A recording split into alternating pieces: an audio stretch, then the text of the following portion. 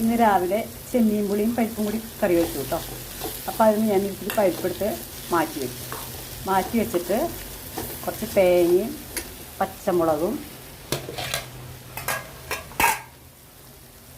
പച്ചമുളകും ഉള്ളിയും ചെറിയ ഉള്ളിയും കൂടി ചതച്ച് വെച്ചു.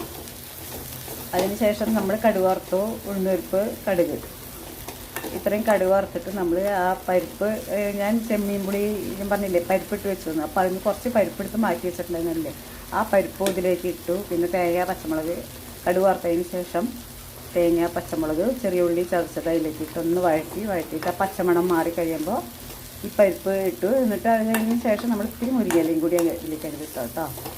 അടിപൊളി ടേസ്റ്റാണ്, നല്ല ടേസ്റ്റാണ്, ഹെൽത്തിയാണ്. അപ്പോൾ നിങ്ങളിത് മരുന്ന് ചെയ്ത് നോക്കണേ. ഇതിപ്പോഴത്തെ ചോറ് ഇങ്ങനെ തളച്ചുകൊണ്ടിരിക്കുന്ന ബാങ്കിൽ പോകേണ്ട ആവശ്യമുണ്ടായിരുന്നു. ബാങ്കിൽ പോയി ഇപ്പോൾ വന്നുള്ളൂ കേട്ടോ.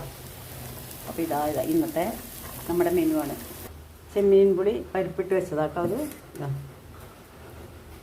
ഇത് നല്ല ടേസ്റ്റാണ് കേട്ടോ. അപ്പോൾ അതിൻ്റെ കൂടെ നമ്മൾ മുരിങ്ങയിലയും പരിപ്പും കൂടിയിട്ട് തോരൻ, പിന്നെ ഇതേ മുളക് ഇട്ട ചാളയുടെ കുറച്ചുണ്ട്, അതുകൊണ്ട് അതാണ് ഇന്നത്തെ ഞങ്ങളുടെ ഉച്ചയ്ക്ക് കഴിക്കാനുള്ള ഒരു സംഭവങ്ങൾ.